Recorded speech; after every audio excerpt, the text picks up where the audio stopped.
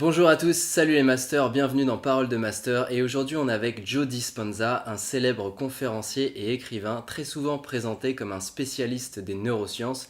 Joe Dispenza va aujourd'hui nous parler du lien qu'il y a entre nos émotions et nos comportements, entre nos émotions et la chimie du corps et surtout comment on peut reprendre le contrôle de tout ça pour réussir à vivre ce qu'on a vraiment envie de vivre dans notre quotidien et sortir de toutes ces programmations qui nous empêchent d'être nous-mêmes. Alors c'est parti, sans plus attendre, on écoute Joe Dispenza.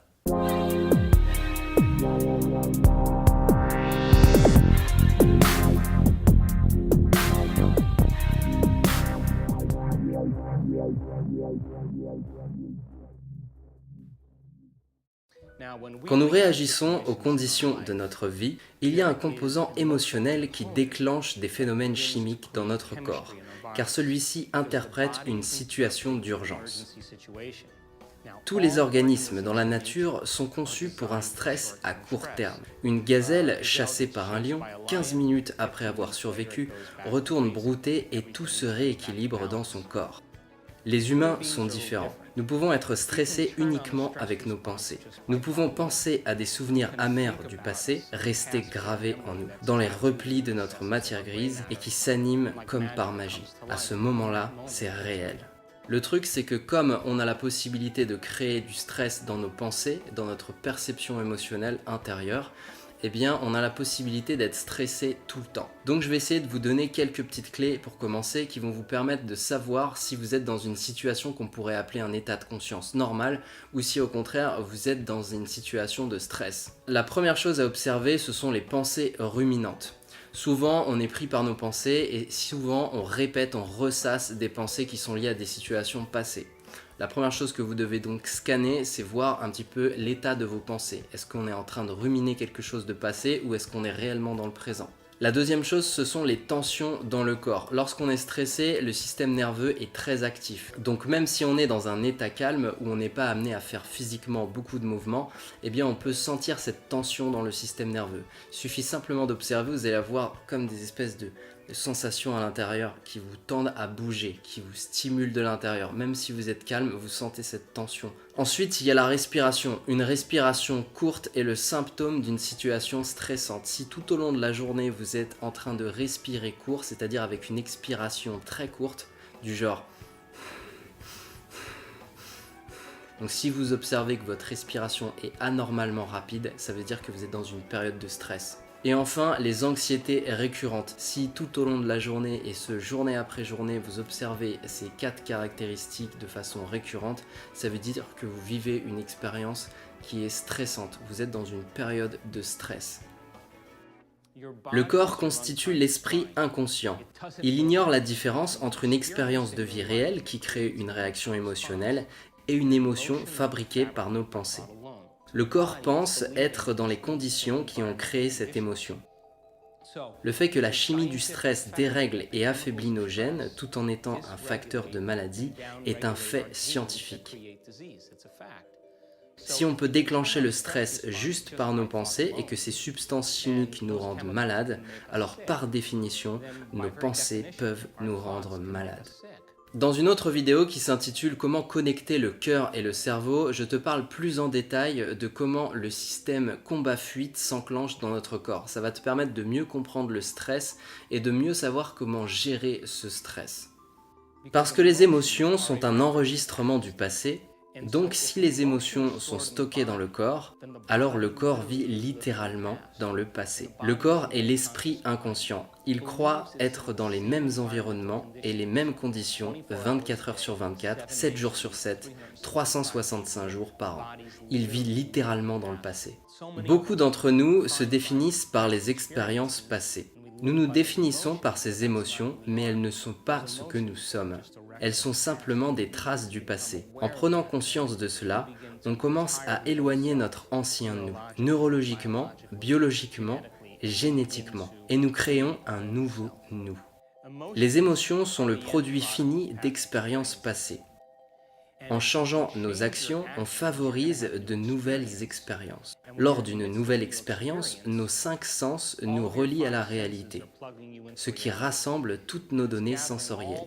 Le cerveau relève toutes ces informations importantes liées à ce que l'on voit, sent, goûte, ressent ou entend. Et comme toutes les données retournent vite au cerveau, au moment où ces neurones se fixent, une autre partie du cerveau produit une substance chimique. Ces substances sont appelées sentiments ou émotions. On se souvient donc mieux des expériences car on se souvient de leurs ressentis. Il est facile de comprendre que la clé se trouve dans le moment présent. Si on reprend l'exemple de la gazelle, lorsqu'il y a une situation de stress, tout son système intérieur va se stresser et toute sa biochimie intérieure va réagir à cette situation d'urgence. Lorsqu'elle va se retrouver plus tard dans une situation normale, elle va retourner à brouter comme si rien ne s'était passé. Mais un être humain, lui, il va ruminer, il va se ressasser l'expérience, il va en parler autour de lui et il va créer tout un chemin de pensées qui vont se connecter les unes aux autres et qui vont le maintenir dans cet état de stress. On s'éloigne du moment présent. Toutes ces pensées ne sont pas reliées au présent parce que maintenant la situation n'est plus là.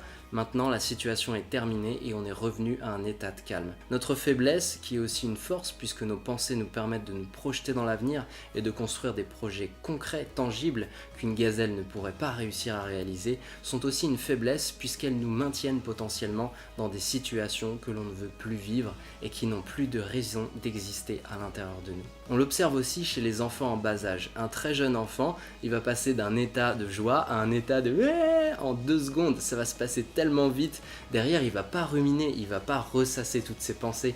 Il va avoir une appréhension de la vie qui est beaucoup plus simple, beaucoup plus naturelle en fait. Le piège de la pensée, c'est de rester piégé à l'intérieur, piégé dans ce flot de pensée. Et la seule façon que nous avons de nous en réchapper, c'est de revenir au moment présent. Si nous permettons à ces substances chimiques, ces émotions, de durer pendant des heures ou des jours, cela crée une humeur. Vous dites à quelqu'un « ça ne va pas » et cette personne répond « je ne suis pas d'humeur ». Vous demandez « pourquoi ?» Il s'est passé ceci il y a 5 jours et je me souviens de ma réaction émotionnelle. Donc si on conserve la même réaction, cette période néfaste durera plusieurs semaines, plusieurs mois, alors on ne parlera plus d'humeur, mais de tempérament. Vous pourriez alors dire « Pourquoi cette personne est si colérique ? Pourquoi es-tu si en colère ?» Et cette personne répondra « J'ai eu cette expérience il y a 9 mois, et je vis à travers la même réaction émotionnelle. » Si on laisse ces périodes néfastes durer des années, cela marquera un trait de personnalité.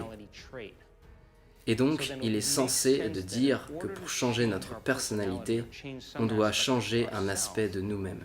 Nous devrions penser aux émotions mémorisées et stockées dans notre corps. Et oui, je le répète souvent, nous ne sommes pas nos pensées, nous ne sommes pas nos émotions, nous ne sommes pas nos sentiments. Nous sommes une conscience qui perçoit ces émotions, qui perçoit ces pensées et qui perçoit ces sentiments. On n'est pas pris au piège de tout ça, on peut s'en sortir et c'est très simple. Il suffit d'entraîner son esprit. Mais l'entraîner à quoi?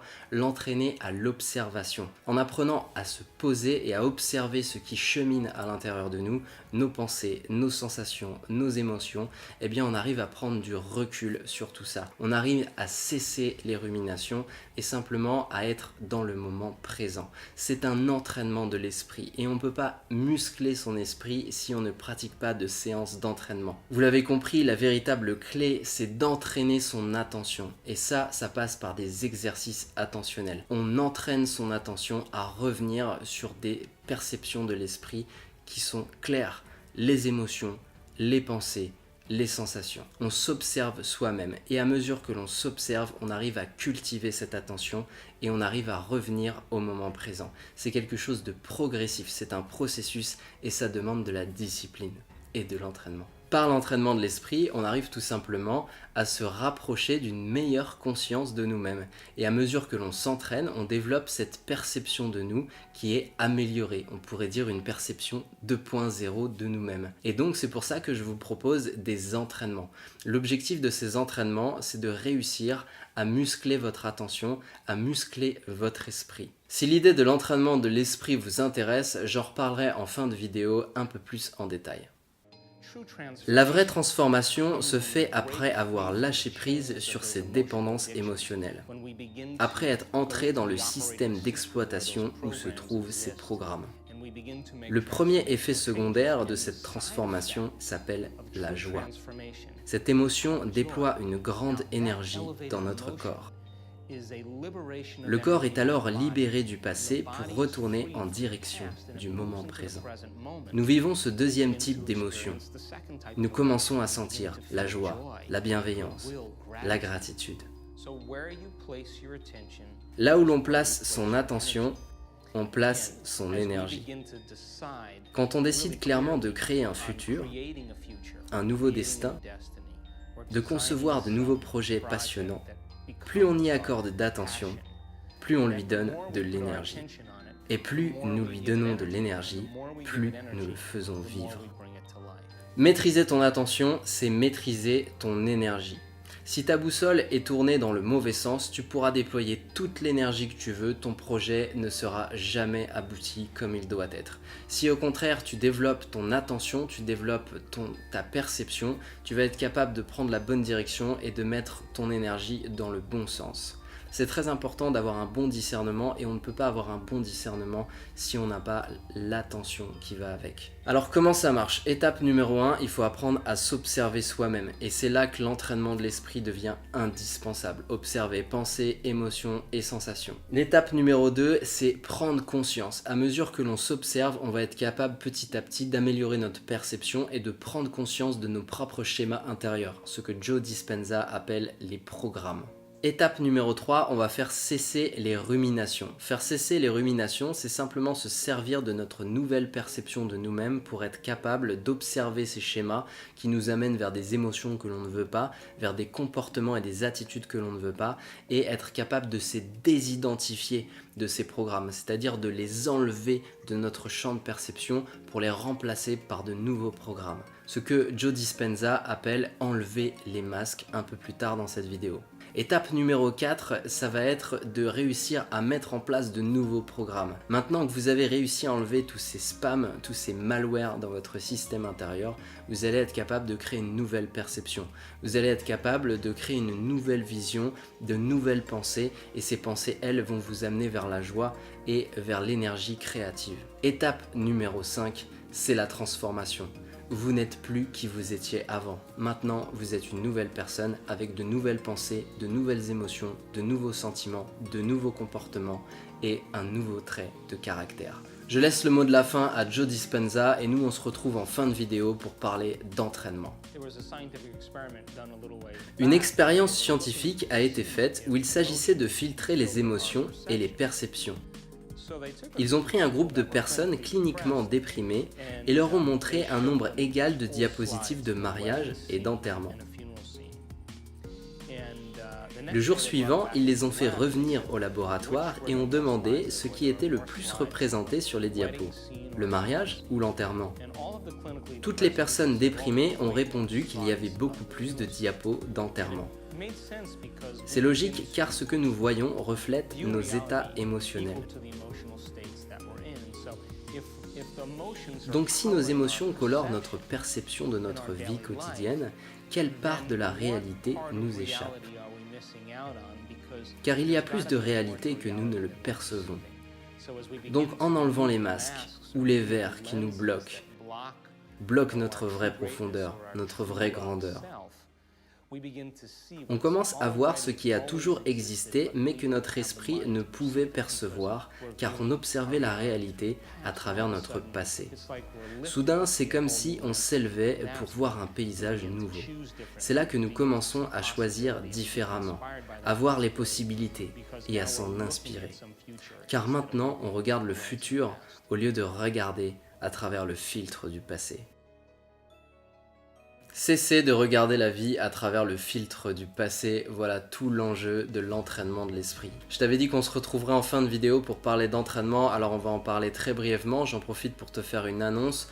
Il y a quelques mois, j'ai déjà déclaré que j'allais me lancer dans la création d'une plateforme d'entraînement qui avait pour objectif de transformer la méditation en un jeu pour te permettre de cultiver et d'entraîner ton esprit à l'observation de soi pour améliorer ta perception et pour améliorer les différents choix que tu fais dans ton quotidien. Cette plateforme, elle est à son terme, elle va bientôt être mise en ligne Et donc j'en profite pour te faire une annonce. Le premier entraînement s'appellera FlashMed et consiste à t'apprendre la méditation 10 minutes tous les jours. Ça sert à rien de faire de la méditation si tu n'es pas régulier dans ta pratique, il faut l'intégrer dans une routine et il faut intégrer les bonnes bases. Il y a beaucoup de différents types de méditation.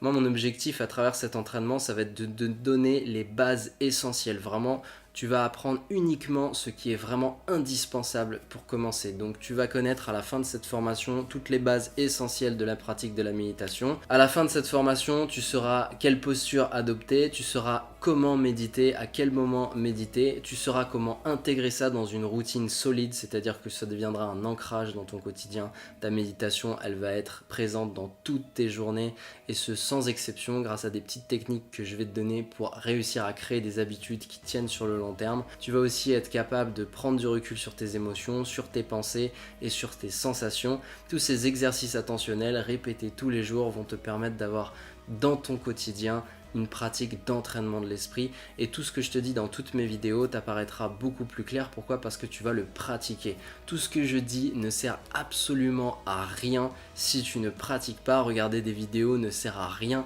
si tu ne pratiques pas et s'intéresser à la spiritualité n'a absolument aucun sens si on ne pratique pas un minimum l'entraînement de l'esprit. Donc voilà, très bientôt tu vas pouvoir accéder à cette formation, tu vas pouvoir accéder à ces entraînements et tu vas pouvoir commencer à muscler ton esprit sur la base, je dis bien la base. Moi je préfère commencer par la base, donc le premier entraînement qui sera mis en ligne, ce sera tous les basiques.